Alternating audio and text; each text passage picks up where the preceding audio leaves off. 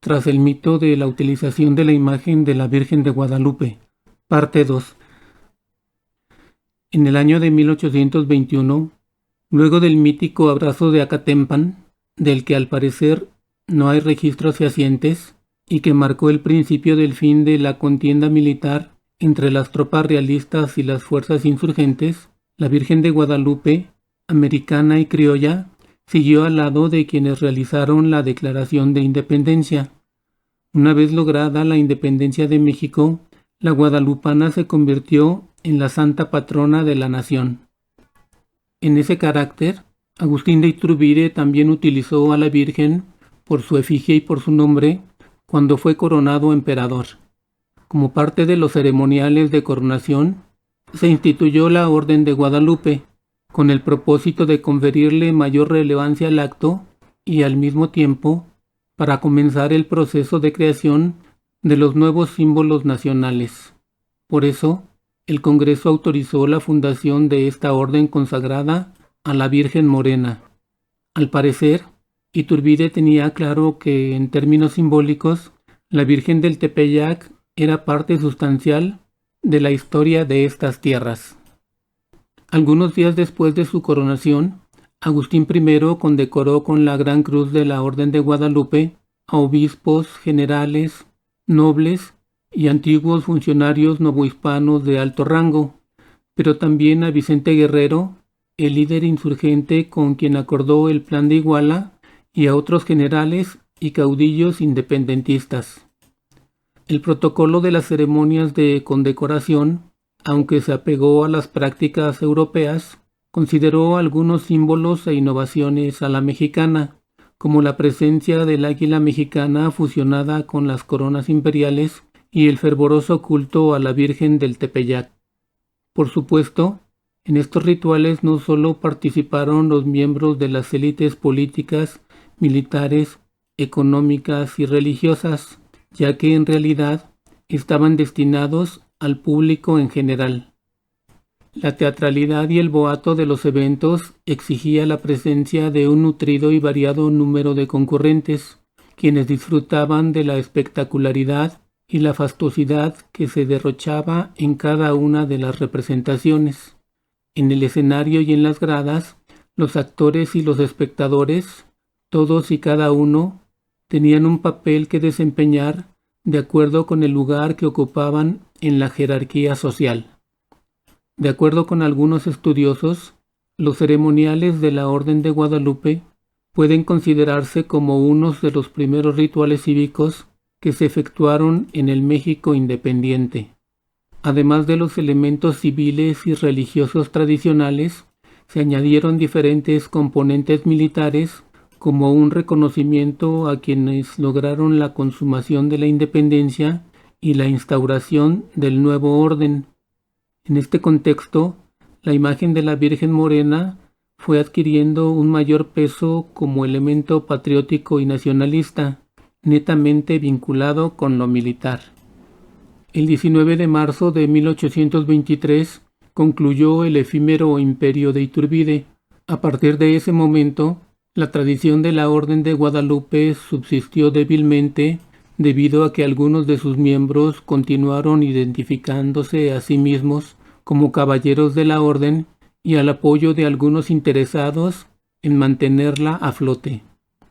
Durante la primera mitad del siglo XIX, cuando las pugnas, las traiciones y las luchas por el poder entre conservadores y liberales se registraban un día sí y al otro también, el papel de la Virgen del Tepeyac como patrona y protectora de los mexicanos nunca fue puesto a discusión, incluso a pesar del papel oscilante que las autoridades eclesiásticas, como usufructuarias del guadalupanismo, tenían en su relación con los cambiantes gobiernos de uno y otro bando.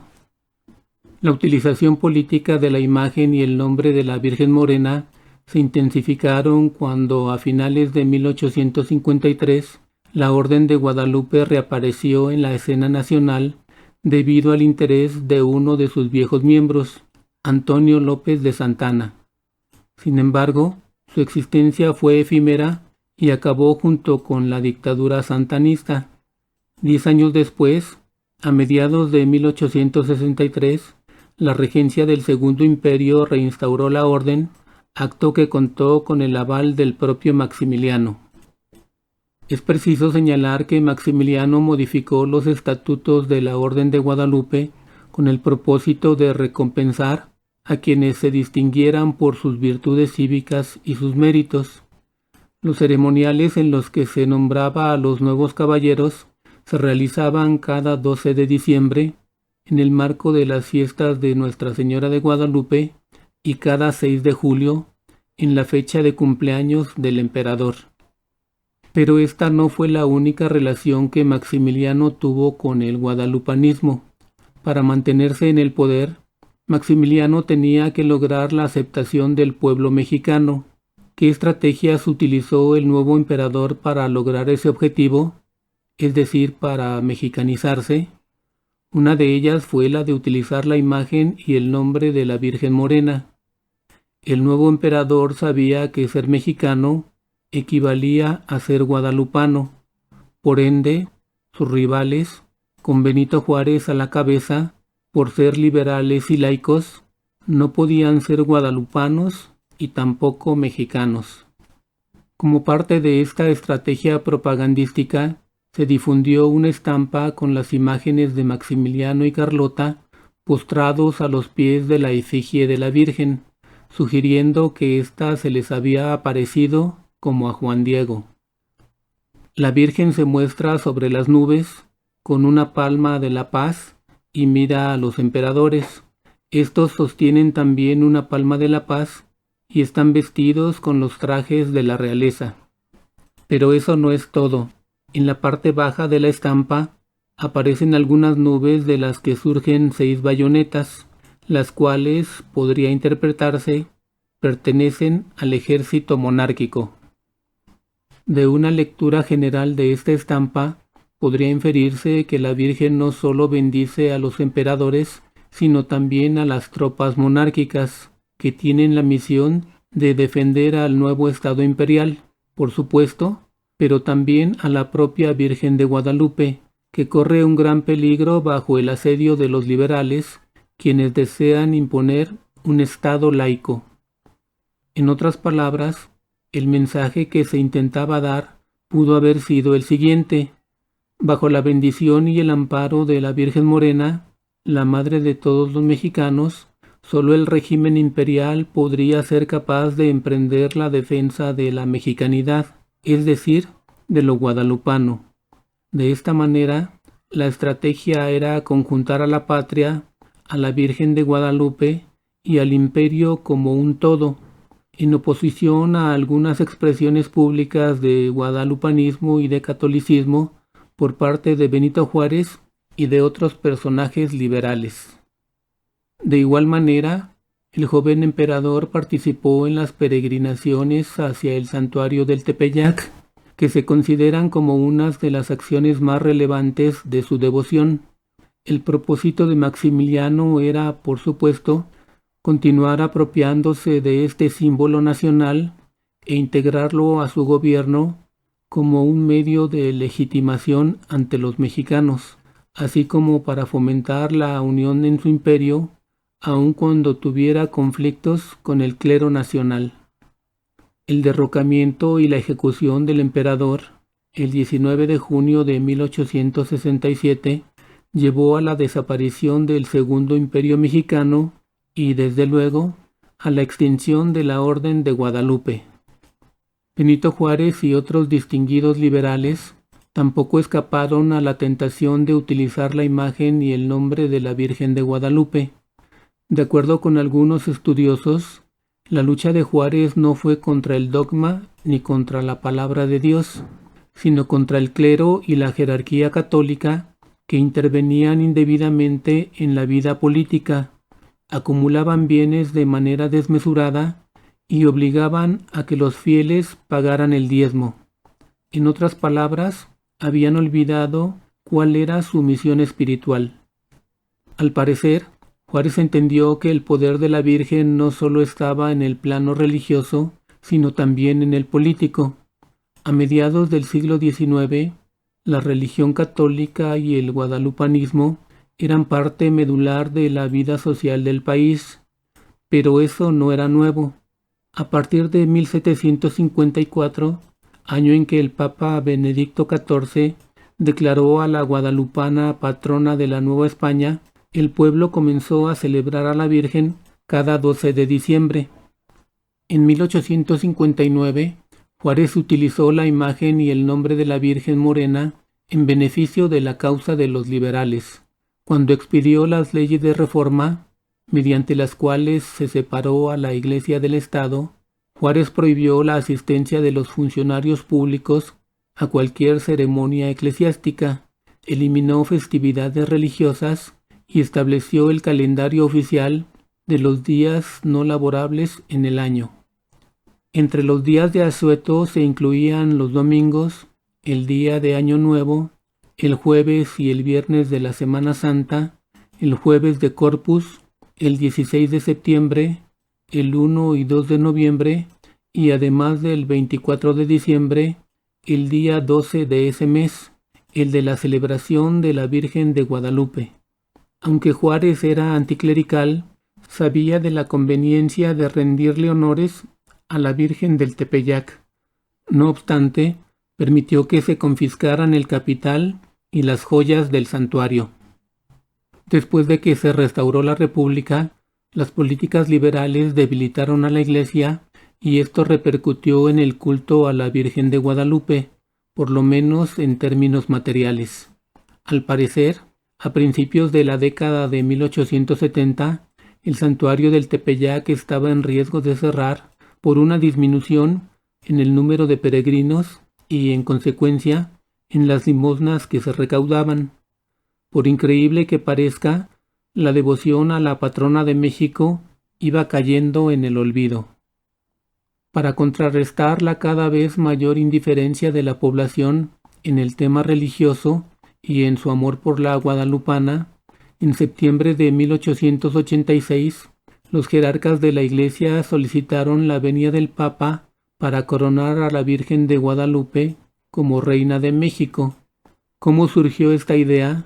La jerarquía católica tomó como ejemplo la coronación de la Virgen de Lourdes como Reina de Francia en 1876, a la cual se supone que asistieron decenas de obispos, miles de sacerdotes y, por supuesto, decenas de miles de creyentes. En febrero de 1887, el Papa León XIII aprobó la petición del clero mexicano. Por su parte, Porfirio Díaz, quien para entonces se encontraba en su segundo mandato presidencial, no estuvo en desacuerdo con esas gestiones, ya que le interesaba lograr una reconciliación del gobierno con la Iglesia Católica y estaba dispuesto a ayudarla en su restauración. El 12 de octubre de 1895, en el Cerro del Tepeyac se llevó a cabo la coronación de la Virgen de Guadalupe como Reina y Madre de México, gracias a lo cual se pudo revitalizar el culto guadalupano y rescatar a la alicaída Iglesia Católica, luego de los adversos tiempos que tuvo que enfrentar durante la época de la Reforma Liberal, y desde entonces se multiplicaron las peregrinaciones que llegaban al santuario desde diferentes partes de la República Mexicana. Con el movimiento revolucionario, la imagen de la Virgen de Guadalupe volvió a ser enarbolada en el campo de batalla, pero ahora por el Ejército Libertador del Sur, comandado por el caudillo Emiliano Zapata. Sin embargo, al frente de las tropas zapatistas también se podía ver, junto a los estandartes guadalupanos, la bandera de nuestra patria. Incluso, algunos estudiosos señalan que se llegó a registrar la combinación de ambos emblemas, es decir, los tres colores verticales de la bandera nacional y en la franja blanca la efigie de la Virgen de Guadalupe en lugar del escudo nacional con el águila y la serpiente. Con la utilización de la imagen de la Virgen, los zapatistas intentaban dejar en claro su devoción guadalupana y enviar el mensaje de que la reconocían como fundadora de la identidad mexicana, en lo político, en lo social y en lo religioso. De nueva cuenta, tal como lo hiciera Hidalgo 100 años atrás, la imagen de la Reina de México legitimaba al movimiento zapatista y, al mismo tiempo, el Ejército Libertador del Sur se asumía como defensor de la religión y de la patria. De esta manera, los rebeldes sureños intentaban establecer una conexión de su movimiento con el nacimiento del México independiente, encarnado en la figura de Hidalgo, enarbolando el estandarte de la Virgen Morena y asumirse como herederos legítimos del mito fundacional de la nación mexicana, aquel que comenzó con el Grito de Dolores en septiembre de 1810, bajo el cobijo de la Madre de Dios. El hecho de que la imagen de la Virgen de Guadalupe apareciera en la franja blanca de la bandera tricolor implicaba que los zapatistas fueran reconocidos como mexicanos y no como indios salvajes, primitivos y sanguinarios, así como defensores del liberalismo del siglo XIX, entre otras cosas por su oposición a la dictadura porfirista, y también como guadalupanos, entendiendo que el culto a la Virgen del Tepeyac va mucho más allá de ser católico, es decir, se puede no ser católico por oposición al clero, pero no se puede negar el guadalupanismo como elemento fundamental de la nacionalidad mexicana. Durante toda la etapa revolucionaria, el único movimiento que se asumió públicamente como guadalupano fue el zapatista. El bando constitucionalista, encabezado por Venustiano Carranza, era laico, por no decir claramente ateo, y prohibía las expresiones religiosas de sus tropas. En sentido contrario, aun cuando el ejército suriano defendía los postulados de un Estado laico, no tenía ningún reparo en mostrar la religiosidad popular de su movimiento, ajena a la institución conservadora de la Iglesia Católica y de su jerarquía. En esa época, la imagen que se difundía de los zapatistas era la de una caterva de indios salvajes, sedientos de sangre y, por si eso no bastara, peligrosamente armados. Para muchos, en los zapatistas se encarnaban todos los prejuicios asociados con los indígenas: alcohólicos, perezosos, ignorantes, sucios, traidores, mentirosos, cobardes, envidiosos y un largo etcétera. Para colmo, el estar armados los convertía, además, en un grupo de vándalos y de sanguinarios delincuentes.